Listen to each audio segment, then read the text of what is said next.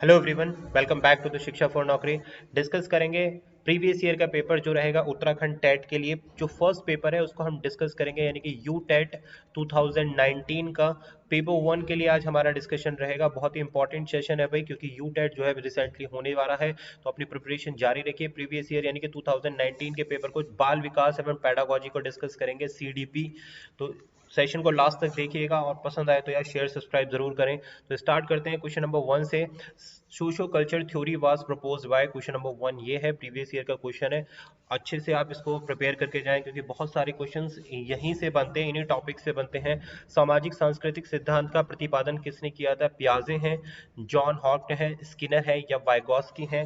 तो right answer है हमारे पास ऑप्शन नंबर डी। तो देखिए वाइगॉस्की थे जिन्होंने हमारे पास सोशो कल्चर थ्योरी को प्रपोज किया था, यानी कि सामाजिक सिद्धांत सांस्कृतिक सिद्धांत का प्रतिपादन करने वाले कौन थे? वाइगॉस्की थे। यहाँ पर एक दूसरे आते हैं पियाजे, दोनों ही बहुत इंपॉर्टेंट है। इन्होंने कॉग्निटिव डेवलपमेंट यानी कि संज्ञानात्मक विकास की जो थ्योरी है वो पियाजे के द्वारा दी गई है, और सोशो कल्चर थ्योरी जो है वो वाइगॉस्की के द्वारा दी गई है। तो option number D is the right answer for question number 1। पढ़ते हैं आगे, क्वेश्चन देखते हैं 2। समावेशी शिक्षा में किस प्रकार के छात्र सम्मिलित होते हैं? भाई समावेशी शिक्षा से रिगार्डिंग जितने भी क्वेश्चन है वो मैं लिंक आपको ऊपर आई सेक्शन में दे दूंगा, वहां जाकर जो वीडियो है समावेशी शिक्षा की जरूर देखें। बहुत इंपॉर्टेंट मैंने लेक्चर्स डिस्कस किए हैं अबाउट इंक्लूसिव एजुकेशन, सारे डाउट्स आपके क्लियर हो जाएंगे, कोई भी क्वेश्चन बचेगा नहीं समावेशी शिक्षा से। तो आई सेक्शन में जो वीडियो दिए हैं जरूर देखे जाके। Which type of the student are included in inclusive education? Only specific student, general and specific student, only general student या मल्टीलिंग्विस्टिक एंड गिफ्टेड स्टूडेंट? तो देखिए जो राइट आंसर रहेगा यहाँ पर वो है हमारे पास ऑप्शन नंबर बी। जो समावेशी शिक्षा होती है उसमें जो विशिष्ट बालक होते हैं और जो सामान्य बालक होते हैं, दोनों को मिलाकर दी जाने वाली शिक्षा क्या कहलाती है भाई? Special education. और जो समावेशी शिक्षा होती है, एक ही छत के नीचे जो है दोनों तरीके के बच्चे बैठेंगे, सामान्य भी होंगे और विशिष्ट भी होंगे। विशिष्ट किस आधार पर होंगे? दिव्यांग बच्चे भी हो सकते हैं यहाँ पर, और जो कल्चरल बैकग्राउंड या सामाजिक बैकग्राउंड या फिर फाइनेंशियल पॉवर्टी की वजह से जो बच्चे अलग कर दिए गए हैं वो भी विशेष छात्र की कैटेगरी में आते हैं। तो option number B is the right answer. बढ़ेंगे आगे, सक्सेसफुल इंक्लूजन नीड्स। अब देखिए दूसरा क्वेश्चन आ रहा है यहाँ पर, समावेशीकरण की सफलता के लिए आवश्यकता है। थर्ड क्वेश्चन में से दूसरा क्वेश्चन ही इंक्लूसिव एजुकेशन से है, तो जरूर देखें यार। इंक्लूसिव एजुकेशन के जो सेशन हमने डिस्कस किए हैं वो जरूर देखें जाकर, बहुत इंपॉर्टेंट सेशन है। आई सेक्शन में बता रहा हूँ मैं, लिंक मिल जाएगा और डिस्क्रिप्शन में भी मिल जाएगा। कैपेसिटी बिल्डिंग है ये, इन्वॉल्वमेंट ऑफ पेरेंट्स, मोटिवेशन या फिर ऑल दी अबव? तो देखिए सक्सेसफुल इंक्लूजन जो है सभी के साथ डील करता है, यानी कि उपरोक्त सभी। जो ऑप्शन डी है वो बिल्कुल करेक्ट है, all the above. Question number 3 के लिए समावेशीकरण का मतलब है सभी चीजों को एक साथ लेकर चलना, यानी कि आप कैपेसिटी क्षमता का निर्माण करेंगे बच्चे की, अभिभावकों की भागीदारी, इन्वॉल्वमेंट ऑफ पेरेंट्स की इन्वॉल्वमेंट बहुत जरूरी है बच्चे के विकास के लिए, बच्चे के स्टडी के लिए, अभिप्रेरणा, मोटिवेशन फैक्टर को आप इंक्लूड करके चलेंगे। बहुत सारे बच्चे ऐसे हैं जो डीमोटिवेट हो जाते हैं, पढ़ना नहीं चाहते हैं, तो you have to motivate them. तो इंक्लूजन का मतलब होता है सभी बच्चों को एक साथ सम्मिलित करना, इसलिए option number D is the right answer. Question 4 है, कॉन्सेप्ट ऑफ मेंटल रिटार्डेशन, मानसिक मंदता का क्या तात्पर्य है? अगेन देखो इंक्लूसिव एजुकेशन से क्वेश्चन है, ये भी लर्निंग डिसेबिलिटी वाले पार्ट से क्वेश्चन है, जो इंक्लूसिव एजुकेशन के अंदर आता है। डिसेबिलिटी ये भी मैंने बहुत अच्छी लेवल पर डिस्कस किया है, डिसेबिलिटी वाला टर्म जरूर वीडियोस देखें जाकर। ऑप्शन नंबर ए, औसत मानसिक योग्यता, औसत से कम मानसिक योग्यता, औसत से अधिक मानसिक योग्यता या उपयुक्त में से कोई नहीं? तो राइट आंसर रहेगा ऑप्शन नंबर बी, जो बच्चे एवरेज मेंटल एबिलिटी के होते हैं, लेकिन कि लेस देन एवरेज। देखिए जो एबिलिटी होती है यानी कि मानसिक मंदता जो होती है, जिसको हम बोलते हैं बुद्धि लब्धि भी बोलते हैं, IQ जिसको इंटेलिजेंस क्यूशेंट जिसको हम बोला जाता है, उसके आधार पर मानसिक मंदता यानी कि मेंटल रिटार्डेशन जो है डिफाइन की जाती है कि कौन बच्चा कैसा है। तो उसको हम कैसे परिभाषित करेंगे? बुद्धि लब्धि से, कि IQ चेक करते हैं बच्चे का, है ना, कि एवरेज है, बिलो एवरेज है, अबव एवरेज है, तो उसी हिसाब से बच्चों को डिफाइन करते हैं। तो यहाँ पर जो मानसिक मंदता जिसको हम बोलते हैं मेंटल रिटार्डेशन MR, तो वो जो आती है मानसिक मंदता जो है, जो औसत से कम वाले बच्चे होते हैं उनको इंक्लूड किया जाता है, लेस देन एवरेज वाले जो स्टूडेंट होते हैं। तो B is the right answer. Question 5 देखते हैं, a teacher should be well versed with the theories of learning because, एक अध्यापक के लिए अनिवार्य है कि उसे अधिगम के सिद्धांतों की भली भांति ज्ञान हो। क्यों होनी चाहिए? It helps the teacher to know the needs of the learner, it helps the teacher to understand the attitude and interest of the learner, it helps the teacher to know the personalities of the student, it ensure discipline in the classroom। Right answer है यहाँ पर B. तो देखिए क्यों पता होना चाहिए हमें, क्योंकि इससे अध्यापक को अध्येताओं के अभिवृत्ति और अभिरुचियों के समझने में सहायता मिलती है, यानी कि बच्चे को किस चीज में इंटरेस्ट है, बच्चे का दृष्टिकोण क्या है पढ़ाई को प्रति लेकर। तो ये एक अध्यापक को, एक टीचर को समझना बहुत जरूरी है अगर वो क्लासरूम में एक अच्छी थ्योरी को डिस्कस कर रहा है टीचर स्टूडेंट्स के साथ में। तो option number B is the right answer for question 5।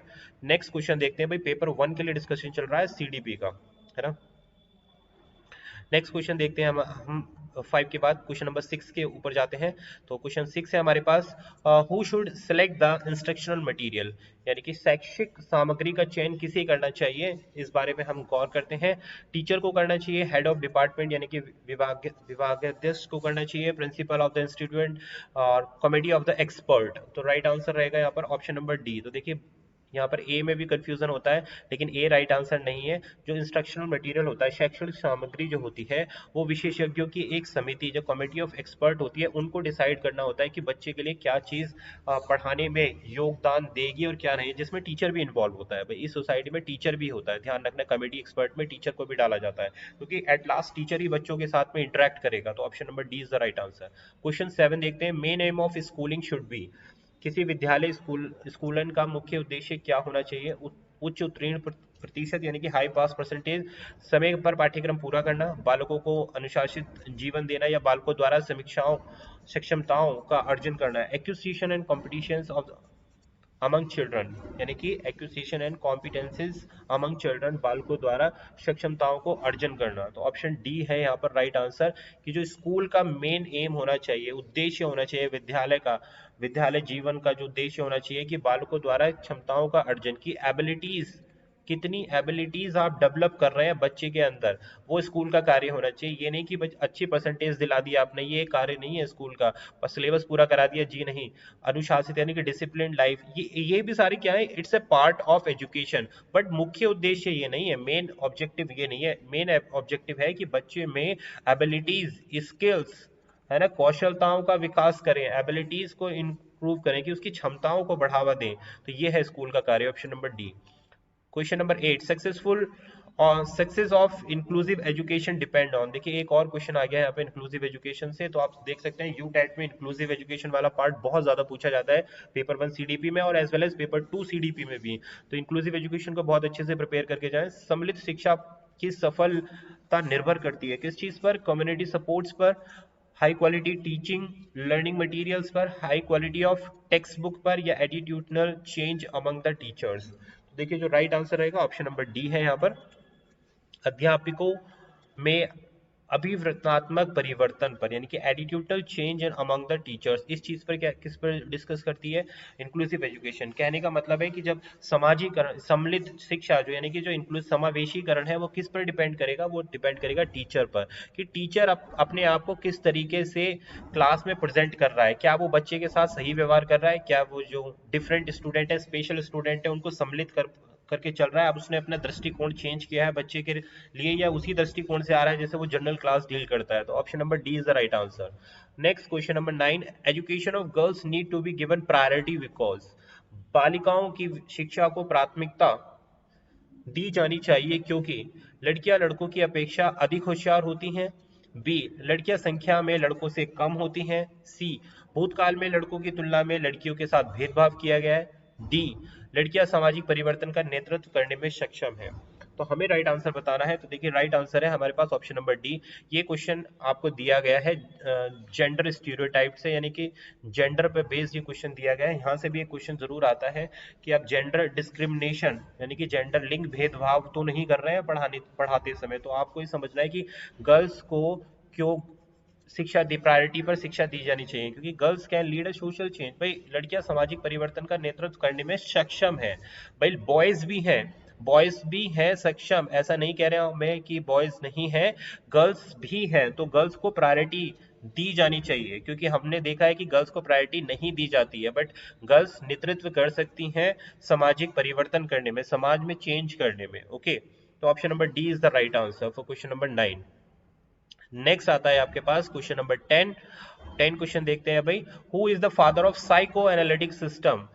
मनोविश्लेषणात्मक प्रणाली के जन्मदाता कौन है? ऑप्शन नंबर ए वुडवर्थ हैं, सिगमंड फ्राइड हैं, जंग है या फिर जे.एस. रॉस हैं। तो राइट आंसर है यहाँ पर ऑप्शन नंबर बी। इसको हम बोलते हैं, ये जो साइको एनालिटिक सिस्टम को इन्होंने प्रदर्शित किया है, यह है सिगमंड फ्राइड। बहुत ही इंपॉर्टेंट है, ये साइकोलॉजिस्ट है। ये किस पे? थ्योरी ऑफ पर्सनैलिटी पर डिस्कस करते हैं। थ्योरी ऑफ पर्सनैलिटी है ना, थ्योरी ऑफ पर्सनैलिटी पर इन्होंने डिस्कस किया है। किसी भी व्यक्ति की पर्सनैलिटी, व्यक्तित्व किस तरीके का होना चाहिए, उसको इन्होंने डिफाइन किया, Sigmund Freud. Option number B. 11 आता है, विद्यार्थियों की शिक्षा में डैश की महत्वपूर्ण भूमिका होती है। किस चीज की भूमिका होती है भाई? Play an important role in the education of student. Heredity, आनुवंशिकता, एनवायरमेंट, वातावरण, बोथ ऑफ द अबव या नन ऑफ द अबव। तो देखिए राइट आंसर रहेगा ऑप्शन नंबर सी, यानी कि आनुवंशिकता और वातावरण दोनों ही महत्वपूर्ण भूमिका निभाते हैं। किस चीज के लिए? एजुकेशन ऑफ स्टूडेंट की जो शिक्षा होती है, विद्यार्थियों की जो शिक्षा होती है, उसमें आनुवंशिकता और एनवायरमेंट दोनों ही प्रभाव डालते हैं भाई। तो इसलिए option number C is the right answer. Next question number 12, cognitive development means, संज्ञानात्मक विकास से आपका क्या तात्पर्य है? Transformation of receive sensory information, जी हाँ बिल्कुल सही है। एलोबरेशन ऑफ रिसीव इंफॉर्मेशन, यानी ग्रहण की गई सूचनाओं का विस्तारण। Storage and recovery of information, सूचनाओं का संग्रहण एंड पुनः प्रस्तुतिकरण। तो ऑप्शन नंबर डी। मतलब क्या है इसका कहने का? कि कॉग्निटिव जो डेवलपमेंट होता है वो डिपेंड करता है चारों के चारों पर। तो इसलिए ऑप्शन नंबर डी हमारे पास बिल्कुल करेक्ट रहेगा, कि जो ग्रहण की गई संवेदनाएं हैं, सूचनाएं हैं, उसको ट्रांसफॉर्म करें, फिर ग्रहण की गई इंफॉर्मेशन को रिसीव करें और उसके बाद उनको प्रस्तुत करें, यानी कि प्रेजेंट करें। Next question number 13, what is the stage called from conception to birth? गर्भधारण से लेकर जन्म तक की अवस्था को क्या कहा जाता है? प्रीनेटल, इन्फेंसी, लेटर चाइल्डहुड या प्री एडोलसेंस। तो देखिए यहाँ पर बच्चे गलती करते हैं, क्या करते हैं? ऑप्शन नंबर बी को मार्क कर देते हैं, बट बी गलत हो जाता है। राइट आंसर यहाँ पर क्या है? ऑप्शन नंबर ए हमारे पास राइट आंसर है। इसको बोलते हैं प्रसव पूर्व। क्या पूछा जा रहा है? गर्भधारण से लेकर, है ना, बिफोर बर्थ से पूछा जा रहा है, बर्थ से नहीं। इन्फेंसी कौन सी अवस्था कहलाती है? बर्थ से लेकर, है ना, जब जन्म होता है बच्चे का, बर्थ से लेकर 2 साल तक की अवस्था इन्फेंसी कहलाती है। प्रीनेटल कब से होती है? कि जब से बच्चा माँ के पेट में गर्भ धारण करता है तब से बर्थ तक की अवस्था प्रीनेटल, यानी कि बिफोर बर्थ जो पीरियड रहता है वो प्रीनेटल होता है। Option number A. Next question number 14, according to Jean पियाजे children develop abstract logical reasoning skills during. Jean पियाजे के अनुसार बच्चे के अमूर्त तर्क और तर्क कौशल के किस दौरान विकसित होता है? कि मतलब जो तर्क करने की क्षमता है वो कौन सी अवस्था में बच्चा धारण करता है? सेंसरी मोटर स्टेज है ये, प्री ऑपरेशनल है, फॉर्मल है या फिर कॉन्क्रीट? ये पियाजे के द्वारा दी गई अवस्थाएं हैं, जो मैंने प्रीवियस अपने इस पेपर 2 वाले सेशन में मैंने डिस्कस किया था। अगर आपने नहीं देखा तो उसका लिंक भी आई सेक्शन में मिल जाएगा। जो पेपर 2 के लिए सीडीपी डिस्कस किया है हमने, 2019 का पेपर डिस्कस कर चुके हैं, तो वो भी जरूर जाके देखे भाई। तो सेंसरी मोटर स्टेज है। देखिए अब्स्ट्रैक्ट लॉजिकल का मतलब होता है कि भाई तर्कपूर्ण सोचना समझना बच्चा शुरू कर देता है, तो वो कौन सी अवस्था है? उसको हम बोलते हैं फॉर्मल ऑपरेशनल स्टेज। ये लास्ट स्टेज है भाई पियाजे के अनुसार, यानी कि एडोलसेंस स्टेज स्टार्ट हो जाती है यहाँ पर, है ना, एडोलसेंस स्टेज स्टार्ट हो जाती है। इसको बोलते हैं अमूर्त या औपचारिक परिचालन की अवस्था अबव 13 ईयर्स जो स्टार्ट हो जाती है, formal operational stage. Option number C is the right answer. Next question 15 देखते हैं अब। क्वेश्चन नंबर 15 की तरफ बढ़ते हैं भाई। क्वेश्चन नंबर 15 है हमारे पास, child appreciation test CAT method of personality measurement was given by, यानी कि व्यक्तित्व मापन CAT की विधि किसके द्वारा दी गई है? स्किनर के द्वारा, बेलॉक के द्वारा, हॉलैंड के द्वारा या फिर मुरे के द्वारा? तो ये दी गई है भाई बेलॉक के द्वारा। क्वेश्चन नंबर 15 के लिए राइट आंसर होगा आपके पास ऑप्शन नंबर बी। बेलॉक ने जो है चाइल्ड अप्रिसिएशन टेस्ट की जो तकनीक जो है प्रोवाइड किए। तो how many cards there for TAT thematic appreciation test? TAT के लिए कितने कार्ड्स हैं? तो राइट आंसर यहाँ पर रहेगा ऑप्शन नंबर सी। ओके, 30 दिए गए हैं और ये जो क्वेश्चन है ये गलत हुआ था लास्ट टाइम पर। इसमें बोनस अंक प्रोवाइड किया गया था UTET की तरफ से, आंसर की में ये क्वेश्चन गलत आया था UTET की। ओके, तो नेक्स्ट बढ़ते हैं क्वेश्चन नंबर 17 पर आगे। विच of the following is not the principle of growth and development? देखिए विकास से और वृद्धि से एक क्वेश्चन जरूर पूछा जाएगा, डेवलपमेंट स्टेजेस से क्वेश्चन जरूर पूछा जाएगा, तो ये इंपॉर्टेंट पार्ट है पेपर 1 के लिए तो बहुत ज्यादा। तो प्रिंसिपल ऑफ इंडिविजुअल डिफरेंसेस होता है, principle of self basin, principle of continuity, principle of pattern. तो देखिए जो राइट आंसर है डेवलपमेंट और ग्रोथ का वो डिपेंड करेगा ऑप्शन नंबर बी पर, प्रिंसिपल ऑफ सेल्फ पेसिंग, यानी कि सेल्फ पेसिंग का सिद्धांत कहलाता है growth and development. Next MML यानी कि एमएलएल क्या कहलाता है, मिनिमम लेवल ऑफ लर्निंग जिसको बोलते हैं, is basically an approach which assumes, न्यूनतम अधिगम का स्तर मूल रूप से एक ऐसा उपागम है जिसकी मान्यता है, किस चीज पर इस चीज की मान्यता है, all student can learn A task without minimum level, every learning task can be learned, C all objectives can't be achieved, या D none of the above। तो देखिए जो राइट आंसर है क्वेश्चन नंबर 18 का, that is option number A, all student can learn A task with A minimum level, यानी कि किसी भी कार्य को सभी विद्यार्थी न्यूनतम स्तर पर सीख सकते हैं। भाई मैक्सिमम सीखने के लिए तो आपको बहुत इंटेलिजेंट होना पड़ेगा, लेकिन निम्नतम लेवल पर हर एक विद्यार्थी सीख सकता है, उसी को हम बोलते हैं मिनिमम लेवल ऑफ लर्निंग। कम से कम सीखने का जो लेवल होता है बच्चे का, एक बेसिक को तो हर एक बच्चा टच कर लेता है किसी भी टॉपिक के। तो ऑप्शन नंबर 18 का राइट आंसर ए रहेगा। In which area of the learning maximum transfer of learning is possible, निम्नलिखित किस क्षेत्र में अधिगम का अधिकतम हस्तांतरण संभव है, मेमोराइजेशन में है यानी कि स्मरण करने में, जनरलाइजेशन सामान्यकरण में, परसेप्शन अवबोधन में, हैबिट फॉर्मेशन यानी कि आदतों का निर्माण करने में। तो राइट आंसर है जनरलाइजेशन, जिसको हम बोलते हैं ट्रांसफर और लर्निंग सामान्यकरण में करा जाता है। तो option number B is the right answer. Next question आएगा हमारे पास क्वेश्चन नंबर 20 की ओर बढ़ते हैं, अभी क्वेश्चन 20 देखते हैं। क्वेश्चन नंबर 20 है हमारे पास, अकॉर्डिंग टू पियाजे pre conceptional and intuitive period is related to, पियाजे के अनुसार जो अंतर्निर्देशी अवधि संबंधित है, किस चीज से संबंधित है, sensory motor stage, concrete operational stage, formal operational stage, या नन ऑफ द अबव। तो राइट आंसर है हमारे पास ऑप्शन नंबर डी, इनमें से कोई भी सही नहीं है। पियाजे के अकॉर्डिंग जो प्री कंसेप्शनल है और इंट्यूटिव पीरियड होता है, इसमें नहीं दिया गया है। Option number D is the right answer.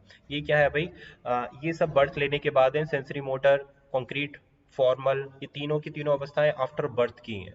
Next, drive theory of motivation has been given by, अभिप्रेरणा का चालक सिद्धांत किसके द्वारा दिया गया है, Victor Vroom, Maslow's, R S. Woodworth's, या फिर स्किनर के द्वारा। तो राइट आंसर है 21 का ऑप्शन नंबर सी, ये है मैस जो इन्होंने ड्राइव थ्योरी ऑफ मोटिवेशन दी है, अभिप्रेरणा का जो सिद्धांत दिया है वो दिया है वुडवर्थ ने। ध्यान रखें, इसको डिस्कस करेंगे भाई, ये इंपॉर्टेंट जो है ना, ये इंपॉर्टेंट टॉपिक्स को थ्योरी वाले पोर्शन में आगे हम डिस्कस करने वाले हैं बिफोर एग्जामिनेशन।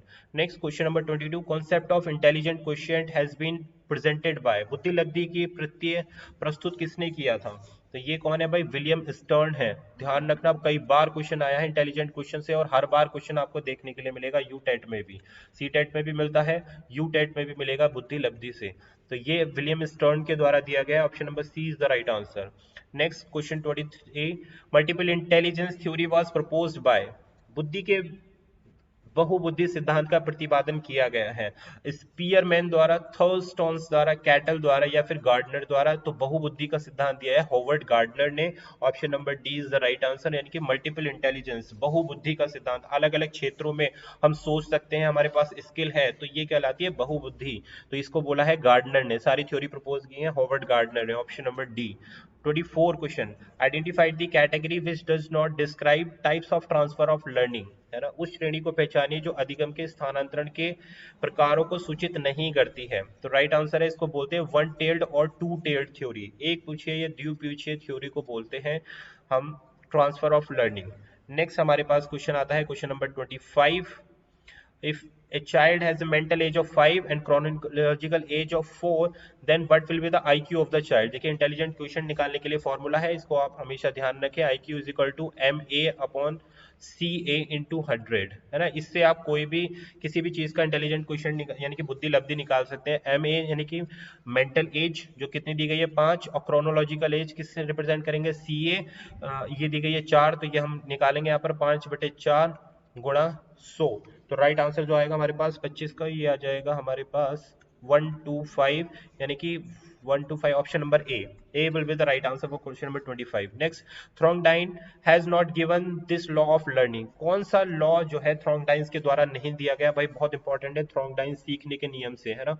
तो इसको भी डिस्कस करेंगे, पहले हम प्रीवियस ईयर डिस्कस कर रहे हैं, इसके बाद सारी थ्योरीज को भी साइड बाय साइड डिस्कस करते रहेंगे आने वाले सेशंस में। लॉ ऑफ रेडीनेस थ्रोंगडाइन ने दिया है, लॉ ऑफ इफेक्ट भी थ्रोंगडाइन ने दिया है, लॉ ऑफ एक्सरसाइज भी दिया है, लेकिन ऑप्शन नंबर सी जो लॉ ऑफ ऑब्जर्विंग है ये थ्रोंगडाइन द्वारा नहीं दिया गया है। तो option C is the right answer. Which of the following is related with the teaching skills, इनमें से कौन सा जो है शिक्षण कौशल से संबंधित है, ये आपको बताना है। तो राइट आंसर है इसमें ऑप्शन नंबर डी, सारे के सारे जो है शिक्षण से ही संबंधित हैं ये। Black board writing, solving question, asking questions. Question number 28, important basis of operant conditioning in learning process is, क्या होती है सीखने की प्रक्रिया में सक्रिय अनुबंधन का आधार क्या होता है? नीड होती है, आवश्यकता, पुनर्बलन या फिर उद्दीपक या नन ऑफ दीज। तो ये होती है पुनर्बलन, जिसको हम बोलते हैं रेनफोर्समेंट। थ्रोंगडाइन ने इसका डिस्कस किया है। ओके, नेक्स्ट बढ़ेंगे question number 29, what is the standard time duration of micro teaching cycle? Important question.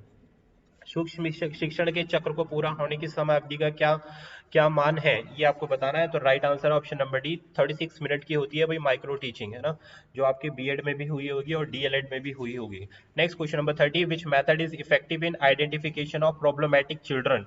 है ना, समस्यात्मक बच्चों की पहचान हेतु कौन सी विधि प्रभावशाली है? तो ये सारी की सारी विधि प्रभावशाली है, यानी कि क्या, विकासात्मक मापनी, डेवलपमेंटल स्केल, केस स्टडी और systematic observation and child behaviour, यानी कि बच्चे को ऑब्जर्व भी करेंगे, उसके बिहेवियर की भी आकलन करेंगे, केस स्टडी बनाएंगे चाइल्ड की, और उसका डेवलपमेंट स्केल भी नोट करेंगे। तो सारी की सारी विधि जो है बच्चे की समस्या को पहचानने में मदद करती है, इसलिए हमने ऑप्शन नंबर डी को चूज किया है। तो ये था हमारा प्रीवियस ईयर का पेपर 1 सीडीपी हमने डिस्कस किया 2019 के लिए, उत्तराखंड के लिए, यूटेट के लिए। सेशन पसंद आ गया हो तो लाइक शेयर सब्सक्राइब कर दें और चैनल को फॉलो करना बिल्कुल भी ना भूलें। टेलीग्राम पर जरूर ज्वाइन हो जाए भाई शिक्षा फॉर नौकरी के टेलीग्राम से, तो वहाँ बहुत सारे लिंक और पीडीएफ आपको देखने के लिए मिलेंगे for UTET preparation. Thanks for watching this session, this was Abhishek.